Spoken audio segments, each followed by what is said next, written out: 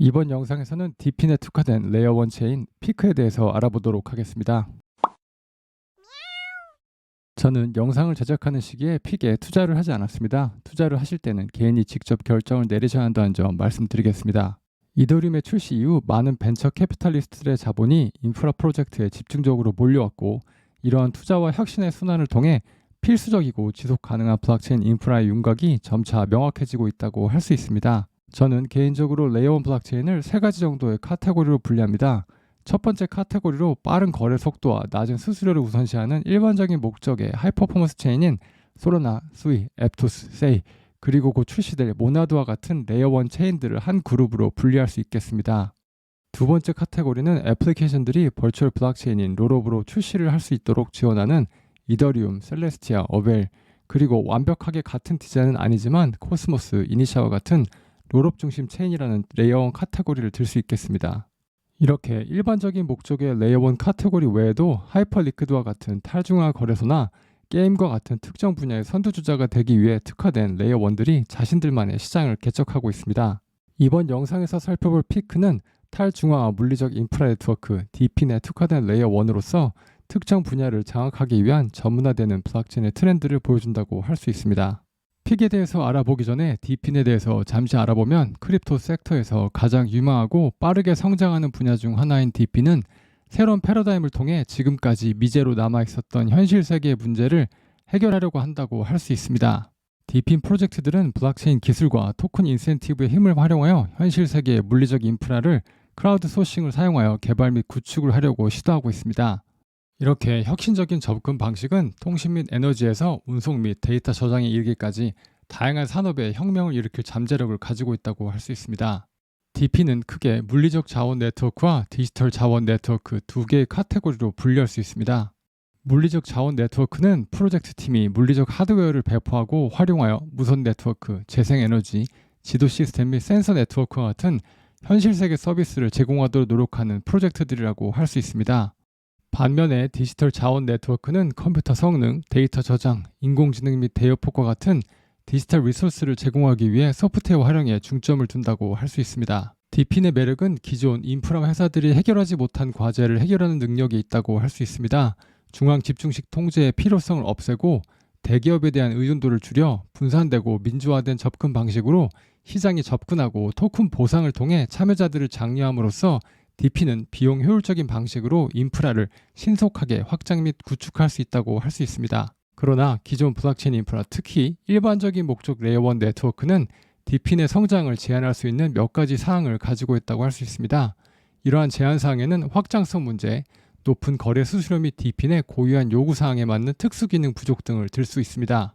이러한 요인들 때문에 DPN 프로젝트들을 위해 특별히 설계된 레이어 1 블록체인인 피크가 등장했다고 할 수 있습니다. 피크는 특히 수백만 또는 수십억 개 연결된 장치에서 생성되는 방대한 데이터 및 트랜잭션 유입과 같은 DPN의 특정 요구사항을 충족시켜 줄 것으로 기대되고 있습니다. 피크의 디자인은 DPN 프로젝트들에 최적화되어 기계, 차량, 로봇 및 장치 간의 원활한 통합 및 상호작용을 가능하게 할 수 있습니다. 픽의 역사는 베를린에서 2017년에 시작되었습니다. 이더리움의 영감을 받은 설립자들은 자동차와 로봇과 같은 IoT 장치가 자율적으로 거래할 수 있는 머신 경제를 구상했습니다. 처음에는 적합한 퍼블릭 체인이 부족하여 엔터프라이즈 블록체인 솔루션에 집중하면서 아우디와 함께 분산형 전기차 충전 플랫폼과 같은 프로젝트를 진행했습니다. 비록 이 프로젝트가 중단되었지만 이 경험을 통해서 이러한 애플리케이션을 지원할 인프라의 필요성을 인식하게 되었다고 합니다. 2011년에는 그들은 다양한 머신 경제 애플리케이션에 필요한 공통 기능을 인식하고 DPN을 위해 특별히 설계된 레이어 1 블록체인 피크를 구축하는 것을 시작했다고 합니다. 피크는 총 43.48밀리언의 자금을 유치하는 데 성공했습니다. 펀드레이징에 다양한 벤처 캐피탈 회사들이 참여를 했고, DPN 영역에 투자를 지속적으로 해온 MB글로벌, 그리고 유명 벤처 캐피탈 투자 회사인 더 스파르탄 그룹도 투자를 했습니다. 피크의 디자인은 DPN에 집중하기 위해서 최적화되어 있다고 할 수 있습니다. 현재 약 10,000TPS를 지원하며 트랜잭션 비용은 약 0.00025달러로 빠른 속도와 저렴한 거래 비용을 지원합니다. 향후 업그레이드를 통해 7만 TPS 이상으로 성능을 향상시키고 블록 시간을 400밀리언 세컨드까지 단축하여 다른 하이퍼포먼스 체인과 동등한 수준으로 끌어올릴 것을 목표로 하고 있습니다. 높은 속도와 낮은 거래 비용을 제공함에도 불구하고 피크는 나카모토 지수 90의 지수치를 가지며 높은 수준의 탈중앙화를 보여줍니다. 피크는 이더리움 버추얼 머신과 호환되며 러스트 기반 스마트 컨트랙트를 지원합니다. 현재 블록체인 개발자 중에 EVM 개발자들이 많고 많은 하이퍼포먼스 체인들이 러스트 기반인 점을 고려했을 때 개발자들에게 친숙한 환경을 제공하고 있다고 할 수 있습니다. 이번에는 피크의 특이점이라고 할 수 있는 기계 아이디에 대해서 알아보도록 하겠습니다. 피크의 아이디 기술의 목적은 모든 자동차, 로봇 또는 센서의 인터넷에 존재하지만 아무도 통제하거나 빼앗을 수 없는 고유한 디지털 여권을 부여하는 것이라고 할 수 있습니다. 이 아이디는 이러한 기계들이 누구인지 증명하고 안전하게 서로 상호작용하며 중개인 없이 자동으로 비즈니스를 수행할 수 있게 해줍니다.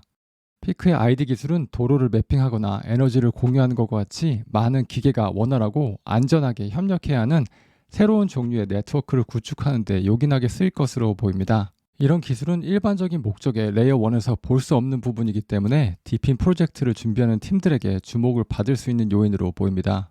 이번에는 피크의 디핀 프로젝트들에 대해서 알아보도록 하겠습니다.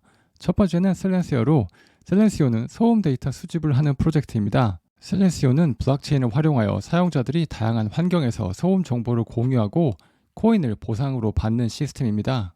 30만 명 이상의 사용자를 확보한 셀렌시오는 소음 공해에 대한 지도를 만들고 있고 이 지도를 통해 도시계획, 환경 모니터링 및 삶의 질 향상을 꾀한다고 할 수 있습니다. 두 번째 프로젝트는 팜센트입니다. 팜센트는 글로벌 농업 부분에 혁신을 가져오는 것을 목표로 합니다. 팜센트는 중간 마진을 없애고 농부들이 더 많은 수익을 올릴 수 있도록 농부와 기업을 직접 연결하는 웹3 마켓플레이스를 구축하고 있습니다. 팜센트는 센서 네트워크를 사용하여 농산물의 품질과 원산지를 추적하여 식품 공급망의 투명성을 높일 수 있습니다. 현재 인도네시아와 콜롬비아 농부들이 주로 참여하고 있으며 커피, 아보카도, 야자 설탕 등의 품목의 움직임을 파악할 수 있습니다. 피크의 기술을 활용하여 팜센트는 농부들에게 자율주권 아이디를 제공하고 추적 시스템의 스마트 컨트랙트를 사용하여 궁극적으로 더 공정하고 효율적인 농업 생태계를 만드는 것을 목표로 하고 있습니다. 세 번째 프로젝트는 맵 매트릭스입니다. 맵 매트릭스는 구글 맵스와 같은 기존 내비게이션 앱에 웹3 대안을 만드는 것을 목표로 합니다. 사용자에게 암호화폐와 NFT로 보상함으로써 위치 데이터를 공유하도록 유도하는 형태입니다. 매일 60만 킬로미터 이상을 매핑하고 사용자 수가 증가함에 따라 맵 매트릭스는 커뮤니티 기반 내비게이션 시스템을 구축하고 있습니다. 맵 매트릭스는 디핀 기능과 사용자로부터 수집된 데이터를 인증하기 위해 피크의 블록체인을 활용합니다. 대치는 탈중앙화된 사이버 보안 네트워크를 구축하는 디핀입니다. 이는 해킹당하기 쉬운 취약점 탐지와 같은 사이버 위협에 대처하기 위해 컴퓨터 능력을 기여하는 사용자에게 보상을 제공하는 시스템입니다. 피크의 블록체인을 활용하여 대치는 잠재적으로 저렴하고 투명한 보안 솔루션을 제공할 수 있을 것으로 보입니다. 피크에 대한 제 개인적인 생각을 공유해드리자면 피크에서 시도하고 있는 많은 프로젝트들이 성공을 하지 못하거나 의미가 있는 매출을 발생하지 못할 수도 있다는 상황에 대비를 해야 할 것 같습니다. 첫 번째 이유로 하드웨어가 필요한 디핀 프로젝트들의 경우 하드웨어의 발전 과정에는 새로운 모델의 출시와 발생되는 문제를 고치는 과정이 필요하게 되는데 이 과정이 생각보다 길 수 있기 때문입니다. 새로운 모델을 시도해보고 또다시 발생하는 문제를 해결하는 데 들어가는 자본과 시간을 스타트업들이 버티기 힘들 것으로 보입니다. 과거 테슬라의 경우에도 거의 회사가 파산하는 경우까지 가게 되었던 것과 비슷하게 새로운 하드웨어가 안정적으로 자리를 잡기까지 많은 시행착오가 필요하기 때문에 이 과정 속에서 많은 프로젝트들이 살아남지 못할 것으로 보입니다. 두 번째 이유로는 피크 토큰의 가격 변동성을 들 수 있습니다. 피크 토큰의 가격이 낮아지게 되었을 때 생태계 프로젝트에 서비스를 제공하는 참여자들에게 경제적으로 이득이 안 될 수도 있는 위험이 있어 보입니다.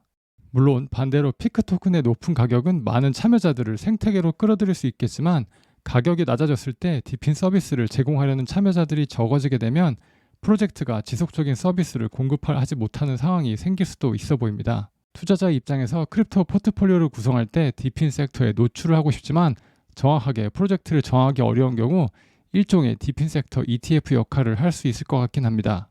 현재 시총은 87.89 밀리언 그리고 504.95 밀리언의 FTB를 가지고 있는 피크는 물론 솔라나의 펌프다펀처럼 하나의 대박 애플리케이션이 전체 생태계를 끌어줄 수 있겠지만 제 개인적으로는 위험성이 높은 투자 대상이라고 할 수 있을 것 같습니다. 이번 영상에서는 디핀 특화 레이어 1 피크에 대해서 알아보았습니다. 다음번에도 좋은 내용으로 찾아뵙도록 하겠습니다.